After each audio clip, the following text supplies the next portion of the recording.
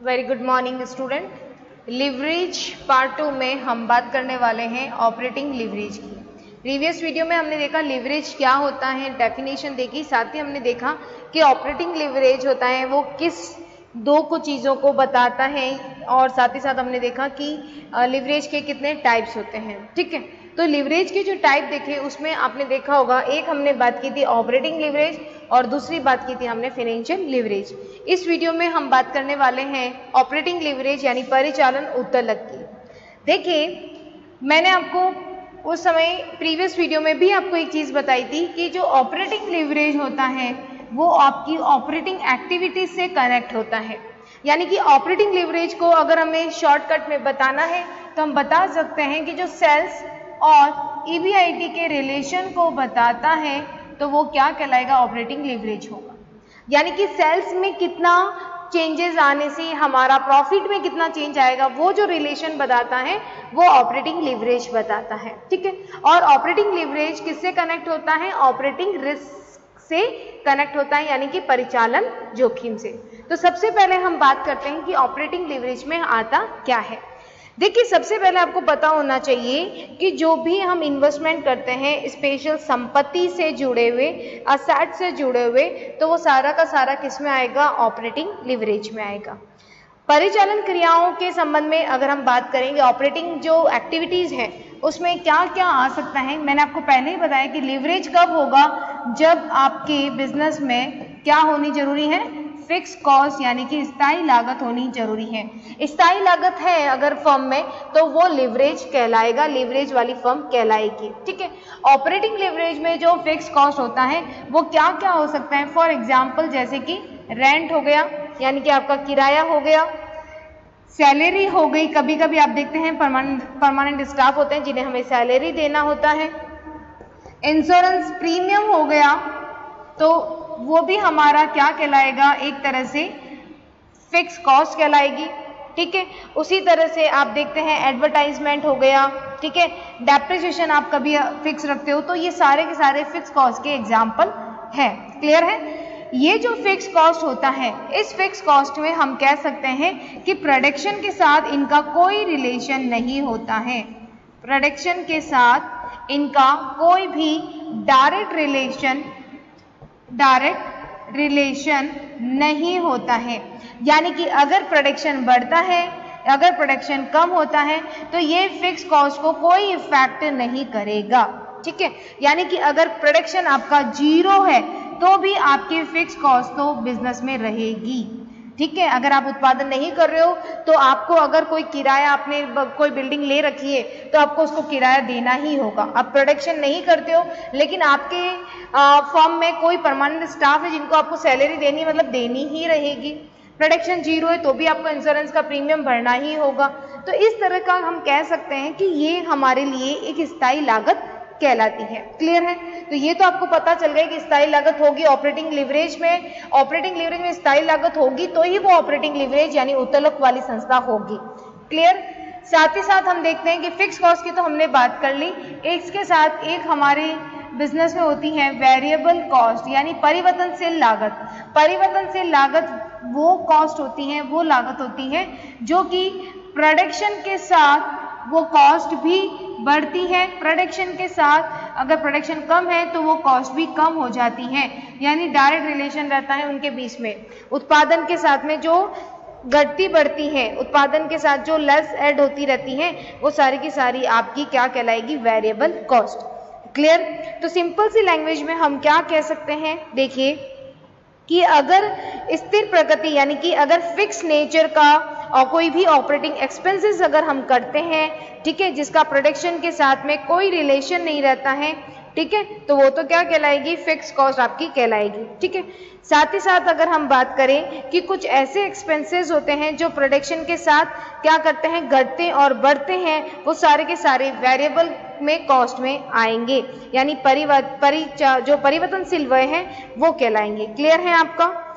साथ ही साथ अगर हम बात करें कि कोई भी संस्था कब लिवरेज वाली होगी, जब इसमें फिक्स कॉस्ट होगी। अगर कोई संस्था है जिसमें सिर्फ वेरिएबल कॉस्ट होती है तो वो लिवरेज वाली नहीं होगी, फिक्स कॉस्ट होना जरूरी है तभी वो लिवरेज वाली होगी। क्लियर, तो हम क्या कह सकते हैं इसके लिए, हम एक नोट डाल सकते हैं, if the firm is bearing some fixed expenses, जो अभी मैंने आपको एग्जाम्पल दिए थे एक्सपेंसेस के, ठीक है, which are not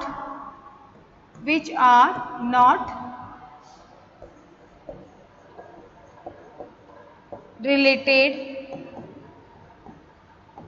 with the production capacity, ठीक है। ऐसे खर्चे फिक्स्ड लागत वाले जो उत्पादन की क्षमता के साथ जुड़े हुए नहीं होते हैं, कैपेसिटी के साथ।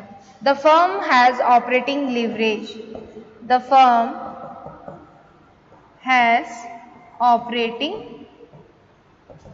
लीवरेज, क्लियर है। तो देखिए यहाँ पे मेन चीज क्या है कि जो फिक्स एक्सपेंसेस हैं, जो फर्म बेयरिंग करती है फिक्स एक्सपेंसेस को, जो कि उत्पादन की क्षमता के साथ जुड़े हुए नहीं होते हैं, यानी कि प्रोडक्शन चाहे बढ़े प्रोडक्शन चाहे कम हो, वो फिक्स कॉस्ट तो आपको सहन करनी ही पड़ेगी, और मैंने अभी आपको इसके एग्जाम्पल बताए थे, ठीक है। तो ऑपरेटिंग लीवरेज में अगर हम बात करें कि ऑपरेटिंग लीवरेज में मोस्टली वैसे तो फिक्स कॉस्ट होती है, वेरिएबल कॉस्ट होती है, जो मैंने अभी एक्सप्लेन किया, एक सेमी आप कह सकते हैं, जो सेमी कह सकते हैं वेरिएबल कॉस्ट भी होती है, यानी कि आप कह सकते हैं अर्ध परिवर्तनशील लागत। अर्ध परिवर्तनशील लागत का मतलब हो जाता है कि वो कुछ टाइम के लिए तो क्या होती है, फिक्स कॉस्ट होती है, और कुछ टाइम के लिए क्या हो जाती है, वो वेरिएबल कॉस्ट हो जाती है। तो ये आपको पता होना जरूरी है, क्लियर है। तो इसके लिए फिक्स कॉस्ट के लिए हम क्या कह सकते हैं, स्थायी लागत के लिए हम क्या कह सकते हैं कि zero level of production to the maximum level of production those cost remain fixed. चाहे आपका जीरो लेवल का प्रोडक्शन हो, चाहे आप मैक्सिमम लेवल का प्रोडक्शन करें, तो आपका जो निष्कर्षण होगा वो क्या होगा, सेम वही होगा, यानी कि जीरो लेवल प्रोडक्शन हो चाहे मैक्सिमम लेवल प्रोडक्शन हो, आपकी जो फिक्स कॉस्ट रहेगी वो आपकी स्थिर ही रहेगी, सेम रिमेन फिक्स रहेगा। ऐसी एक्सपेंसेस जो जीरो प्रोडक्शन पर और मैक्सिमम प्रोडक्शन पर स्थिर रहती हैं, वो सारी की सारी आपकी फिक्स एक्सपेंसेस में आएगा। वेरिएबल कॉस्ट में क्या होता है, वेरिएबल कॉस्ट में कि वो प्रोडक्शन के प्रोपोर्शनल रेशियो के अकॉर्डिंग चेंज होती रहती हैं, उत्पादन के साथ घटती बढ़ती है, वो वेरिएबल कॉस्ट होगी। और सेमी वेरिएबल कॉस्ट का मतलब होगा कुछ टाइम के लिए वो फिक्स्ड कॉस्ट रहती है और कुछ समय के लिए वो वेरिएबल कॉस्ट रहती है। तो ऑपरेटिंग लीवरेज में 3 तरह की कॉस्ट को इंक्लूड किया गया है, ये आपको पता होना जरूरी है। तो ये था इसका इंट्रोडक्शन की ऑपरेटिंग लीवरेज क्या होती है, कितने तरह के एक्सपेंसेस होते हैं, उसके बारे में हमने बात की। अब बात करते हैं इसके फॉर्मूले की। तो ध्यान रखिएगा, इनके जो फॉर्मूले हैं उसको हम 2 कैटेगरी में डिवाइड कर सकते हैं। देखिए 2 तरह के क्वेश्चन बनते हैं ऑपरेटिंग लीवरेज के। पहला क्वेश्चन की कंडीशन होगी जैसे चेंज इन सेल्स लेवल, अगर आपका विक्रय का स्तर होता है उसमें परिवर्तन होता है, विक्रय के स्तर में अगर परिवर्तन होता है तो इससे क्या होगा, इससे change in profit amount, change अगर सेल्स में परिवर्तन होगा तो आप जानते हैं कि क्या चेंज होने वाला है, प्रॉफिट के अमाउंट में भी चेंज होने वाला है। तो इसमें जो फॉर्मूला बनेगा वो बनेगा degree of operating leverage, degree of operating leverage बनेगा percentage change in EBIT upon percentage change in sales, ठीक है। तो ध्यान रखिए ऑपरेटिंग लीवरेज में क्या बता रहा है कि अगर विक्रय के स्तर में परिवर्तन होता है तो वो प्रॉफिट के स्तर में भी क्या करेगा, परिवर्तन करेगा।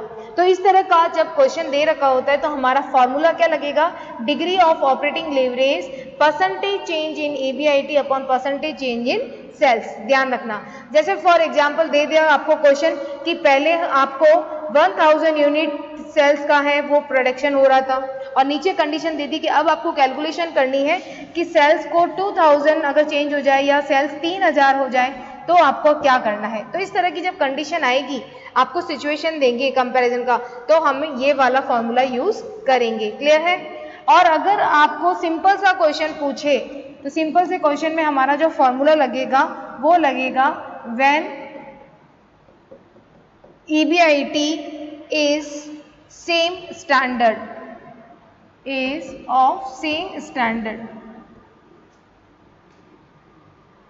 सिंपल सा क्वेश्चन आएगा और उसमें हमें एक फॉर्मूला लगाना है और वो होगा डिग्री ऑफ ऑपरेटिंग लीवरेज, ठीक है, C अपॉन OP।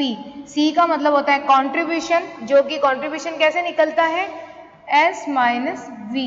क्लियर है, सेल्स माइनस वेरिएबल। और ऑपरेटिंग लीवरेज, ऑपरेटिंग प्रॉफिट को मैंने आपको बताया था क्या कहते हैं, EBIT। तो EBIT को हम ऑपरेटिंग प्रॉफिट भी कहते हैं, earning before interest and tax. तो ये एक सिंपल सा क्वेश्चन आएगा तब आपको इसको करना है, ठीक है। तो C का मतलब क्या होता है, कंट्रीब्यूशन, अंशदान, ठीक है। कैसे निकालते हैं, सेल्स माइनस वेरिएबल करेंगे तो कंट्रीब्यूशन निकल जाएगा। और OP का मतलब क्या होता है, ऑपरेटिंग प्रॉफिट, जो परिचालन लाभ है, ठीक है। क्लियर हुआ आपको। चलिए बात करते हैं कि दोनों फॉर्मूला यूज करके हम एक एग्जाम्पल से सॉल्व करते हैं, जो कि आपके पहले प्रीवियस क्वेश्चन पेपर में आ चुके हैं। उन्हीं क्वेश्चन को हम करके देखते हैं कि कैसे क्वेश्चन आते हैं ऑपरेटिंग लीवरेज में। देखिए हमने एक एग्जाम्पल लिया है कि एक सोहन लिमिटेड है, वो प्रोड्यूस कर रही है 20,000 यूनिट, यानी कि कितने यूनिट कर रही है, 20,000 यूनिट को बना रही है, ठीक है। एक सोहन लिमिटेड है, वो 20,000 यूनिट को बना रही है, ठीक है। अदर इंफॉर्मेशन आपको दे रखी है, selling price of the production 10 पर यूनिट, सेलिंग प्राइस आपको दे रखी है 10 पर unit. Clear. Fixed operating cost दे रखी है आपको, फिक्स्ड ऑपरेटिंग कॉस्ट आपको दे रखी है और वो है 50,000, ठीक है, 50,000 पर ईयर, ठीक है। वेरिएबल कॉस्ट आपको दे रखी है, वेरिएबल कॉस्ट है 5 पर यूनिट, ठीक है। यहां तक हमें कोई दिक्कत नहीं आ रही कि सिंपल सा क्वेश्चन पूछा है, लेकिन आपको आगे क्या इंफॉर्मेशन दे रखी है, on the base of information given above दे रखा है the degree of operating leverage if the company sales 10,000 unit and 30,000 unit. ये कह रहे हैं कि आपको क्या निकालनी है कि बहुत सारा आपको परिचालन उत्तोलन की मात्रा ज्ञात करनी है। क्या करनी है, आपको operating degree of operating leverage पता करना है। और आपको ये बताता है कि यदि संस्था जो है वो 10,000 यूनिट सेल करें, यहाँ पे क्वेश्चन में कितनी थी 20, एक बार 10,000 करें, या फिर आपको बताता है कि 30,000 यूनिट का वो प्रोडक्शन करे, तो इससे बताइए कि क्या प्रॉफिट में चेंजेस आएगा, क्या चेंज होगा, उसके बारे में आपको करनी है। यानी कि मान लीजिए कि उत्पादन का विक्रय कर दिया जाता है 10,000 या 30,000, तो कोई प्रारंभिक अंतिम यहाँ पे कोई भी स्टॉक नहीं है, ये इन्फॉर्मेशन दे रखी है। इस टाइप का क्वेश्चन है कि एक सोहन लिमिटेड है जो 20,000 यूनिट का बनाती है, सेलिंग प्राइस उसकी 10 पर यूनिट है, फिक्स कॉस्ट उसकी है 50,000 और वेरिएबल कॉस्ट है 5 पर यूनिट, और आपको DOL यानी डिग्री ऑफ ऑपरेटिंग लीवरेज पता करना है, एक बार 10,000 यूनिट से 30,000 यूनिट से लेकर, ठीक है। तो देखिए इस तरह का जब क्वेश्चन आता है, ये 15 मार्क्स का क्वेश्चन आता है, तो इसमें सबसे पहले हम बताएंगे एक स्टेटमेंट बनेगा, वो बनेगा डिग्री ऑफ, क्या पता करना है, ऑपरेटिंग लीवरेज का, ठीक है। अब देखिए इसमें सबसे पहला पर्टिकुलर का कॉलम, अब आपको एक सिचुएशन तो 20,000 की है और दो सिचुएशन आपको एज्यूम करनी है, ठीक है। तो यानी कि एक तो पहले की हो गई इंफॉर्मेशन आपकी, ठीक है, जो कि आपकी पहले की है, ठीक है। प्रेजेंट सिचुएशन लिख सकते हैं, इसको प्रेजेंट भी लिख सकते हैं, ठीक है। और एक होती है एज्यूम, और एज्यूम में हमें दो तरह की दे रखी है, एज्यूम सिचुएशन, और ये भी एज्यूम आ गई, एज्यूम सिचुएशन। अब देखिए यहां पे आपको पता है कि हमें कितना यूनिट लेना है, 20,000, क्योंकि कंपनी कितना कर रही है, 20,000 का, और एक हमें एज्यूम करना है 10,000 और दूसरा करना है 30,000। क्लियर है? तो ये आ गई हमारी यूनिट्स जो है उसमें, यानी इसको लिख सकते हैं हम लोग सेल्स इन यूनिट्स। क्लियर? और ये आ जाएंगे आइटम का कॉलम, आइटम लिख सकते हैं या पर्टिकुलर। क्लियर? अब देखिए सेल्स यूनिट हो गई। अब यहाँ पे हमें कैलकुलेशन करनी है, सेलिंग प्राइस सबसे पहला देखना है। सेलिंग प्राइस कितनी थी क्वेश्चन में? सेलिंग प्राइस आपको दे रखी थी 10, वेरिएबल कॉस्ट की कितनी है 5, ठीक है। तो देखिए सबसे पहले लिखेंगे सेल्स, ठीक है, और सेल्स कितनी हो जाएगी, 20,000 यूनिट है और 10 हमारी पर यूनिट है, तो कितना हो जाएगा 2 लाख, ठीक है। और यहाँ पे कितनी हो जाएगी, 10,000 यूनिट है और 10 है आपकी, तो ये हो जाएगा 1 लाख, ठीक है। साथ ही साथ यहाँ पे 30,000 है और 10 है, तो ये हो जाएगा 3 लाख। यहाँ पे हमने सेल्स की रेट लिख देते हैं, कितनी थी 10। अब क्या सबसे पहले लेस करते हैं, वेरिएबल कॉस्ट, वेरिएबल कॉस्ट, और वो कितनी थी 5। तो 20,000 20,000 यूनिट से मल्टीप्लाई करना है, 20,000 मल्टीप्लाई 5, तो कितना आ जाएगा, ये आ जाएगा 1 लाख। 10,000 मल्टीप्लाई 5, तो 10,000 को मल्टीप्लाई करना है 5 से, तो ये आ जाएगा आपका 50,000, और ये करना है 30,000 मल्टीप्लाई 5, तो ये आ जाएगा 150 लाख, ठीक है, 1,50,000। लेस कर दीजिए, ये आ जाएगा आपका 1 लाख, ये आ जाएगा 50,000 और ये आ जाएगा 1,50,000। क्लियर है? यूनिट से मल्टीप्लाई करना है, ना कि अमाउंट से, ये आप ध्यान रखिएगा।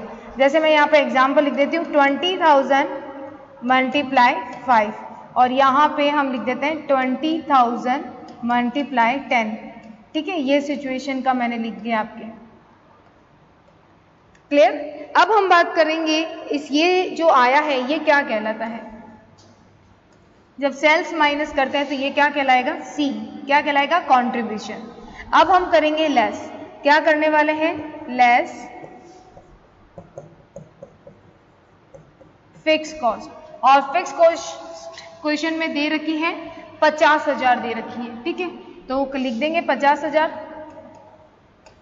50,000, यहाँ पे भी सेम ही रहेगी 50,000 और यहाँ पे भी सेम, क्योंकि यहाँ पे सेल्स में चेंजेस किया है, उसने अलग अलग यूनिट दी है, फिक्स कॉस्ट सबकी सेम ही दे रखी है, ठीक है। तो यहाँ पे आ जाएगा 1 लाख माइनस, तो ये आ जाएगा आपका 50,000, ठीक है। यहाँ पे आ जाएगा नील, कुछ नहीं रहेगा, यानी कि 0, और यहाँ पे आ जाएगा 1 लाख। क्लियर है? अब देखिए ये जो आया हमारे पास में, ये क्या होगा, ये हो जाएगा आपका EBIT। EBIT कितना है, 50,000, ठीक है, 0 और 1 लाख, ये आ जाएगा आपका 0 और ये आ जाएगा आपका 1 लाख, ये कहलाएगा EBIT। क्लियर? अब देखिए सबसे मेन जो कंसेप्ट है वो ये है कि हमारा फॉर्मूला क्या था, जब सेल्स में चेंजेस होता है, सेल्स में चेंजेस होता है तब मैंने आपको बताया था फॉर्मूला क्या बनेगा कि चेंज इन सेल्स लेवल। अभी हमारा सेल्स का लेवल चेंज हुआ है, यूनिट हुए ना अलग अलग डिफरेंट। पहले जो कंपनी है वो तो 20,000 की प्रेजेंट का था, लेकिन उसने दो सिचुएशन दे दी, एक दी 10,000 की, एक दी 30,000 की। तो सेल्स लेवल में चेंज होगा तो फॉर्मूला क्या लगेगा, percentage change in EBIT upon percentage in the sales. तो यहाँ पे हम अपना फॉर्मूला देखते हैं, DOL degree of operating leverage percentage change in EBIT upon percentage change in sales. ठीक है, अब देखिए इसको कैसे निकालते हैं, वो मेन है। देखिए यहाँ पे percentage change in EBIT, percentage कैसे निकालेंगे वो मेन चीज है। देखिए अब यहाँ पे देखना सेल्स कितनी है, 20,000 है, और कितने से वो कम हो रही है, 10,000 से। तो ध्यान रखिएगा यहाँ पे देखते हैं कि 10,000 सेल्स कितने से कम हुई, ये आपकी कितनी हुई, 10,000 हो गई। ठीक है, और पहले की यूनिट कितनी थी, 20,000 थी, मल्टीप्लाई 100 कर दीजिए तो आ जाएगा 50%। ठीक है, अब यहाँ पे इसका कंपैरिजन आपने कर लिया, आपको प्रेजेंट सिचुएशन के कंपैरिजन करना है एज्यूम सिचुएशन से। तो 10,000 का आपने एक सिचुएशन का कंपैरिजन कर दिया सेल्स का।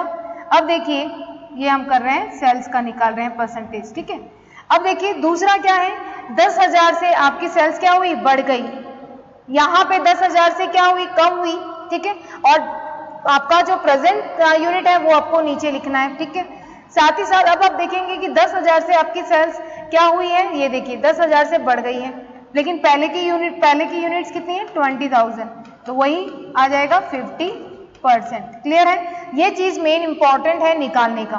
अब सेकंड आपको पूछ रहा है EBIT निकालना, EBIT का परसेंटेज। यहाँ परसेंटेज निकालने के बाद आप फॉर्मूले से बिल्कुल आराम से कर सकते हो। EBIT में क्या बता रहे, देखो EBIT में ये 50,000 था प्रेजेंट का, अब ये कितना हो गया, 0 हो गया। कितने से कम हो गया, 50,000 से, 50,000 से ये कम हो गया। पहले कितना था EBIT, 50,000 था, मल्टीप्लाई 100 तो कितना आ जाएगा, 100%। ठीक है, उसी तरह से देखो 50,000 था पहले का, और कितने से बढ़ गया, 1 लाख है, यहाँ पे 1 लाख EBIT है थर्ड सिचुएशन में, तो 50,000 था और 1 लाख से बढ़ गया है। तो यहाँ पे देखिए 50,000 से कितने से बढ़ा, 50,000 से बढ़ा। 50,000 पहले का कितना है, 50,000, और मल्टीप्लाई करोगे 100 तो ये आ जाएगा 100%। ये क्लियर हुआ आपको। अब यहाँ पे डिफरेंस क्या है कि यहाँ पे ये आपका जो सेल्स था वो 20,000 था और 10,000, तो ये तो माइनस का 50 है परसेंटेज, और ये जो 100% है ये भी माइनस का रहेगा।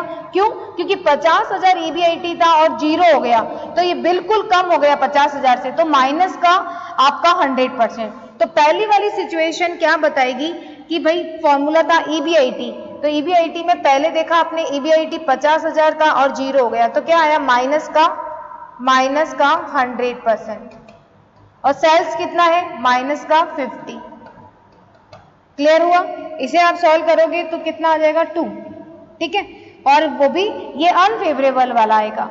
जबकि आपने देखा कि आपका जो सेल्स था 20,000 था, कितने से बढ़ गया, 10,000 से, कितने से बढ़ा, 10,000 से, तो ये पॉजिटिव 50% आया था। ठीक है, और EBIT आप देखेंगे तो EBIT 50,000 था, 1 लाख हो गया, कितने से बढ़ा, 50,000 से, तो इसका परसेंटेज क्या आया, पॉजिटिव 100% आया। ठीक है, तो ये आ जाएगा 100% डिवाइडेड बाय, ये आ जाएगा प्लस का। ठीक है, और प्लस का ही ये आ जाएगा सेल्स 50%, तो ये आ जाएगा 2। ठीक है, तो ये तो कहलाएगी आपकी अनफेवरेबल वाली कंडीशन क्योंकि माइनस का है, और ये आपकी कहलाएगी फेवरेबल वाली कंडीशन यानी कि अनुकूल वाली। क्लियर है आपको, यानी कि आप देखते हैं कि सेल्स में अगर 1% भी चेंजेस आता है तो इससे हमारा जो प्रॉफिट होगा वो 2 गुना बढ़ जाएगा। यानी सेल्स में 1% चेंजेस आता है तो हमारा प्रॉफिट कितना बढ़ जाएगा, 2 गुना बढ़ जाएगा। तो ये आपको ये निकाला जाता है इससे कि सेल्स में अगर हम इतना सा भी चेंजेस करते हैं तो हमारे प्रॉफिट में कहीं ज़्यादा चेंजेस होता है। ठीक है, सेल्स में अगर यूनिट में हमने 10,000 यूनिट करेंगे तो हमारा प्रॉफिट कितने 2 गुना कम हो जाएगा। सेल्स को अगर आप सिर्फ एक कह सकते 10,000 से आपने बढ़ाई थी तो इससे आपने इफेक्ट देखा कि आपकी 2 गुना क्या हो रहा है, आपका प्रॉफिट बढ़ रहा है। तो ये EBIT जो है उसके बेस पे हमने निकाला। EBIT और सेल्स का रिलेशन बताता है ऑपरेटिंग लीवरेज। नेक्स्ट वीडियो में हम और इम्पॉर्टेंट क्वेश्चन डिस्कस करेंगे जिससे आपको ऑपरेटिंग लीवरेज क्लियर हो पाए। Okay, thank you.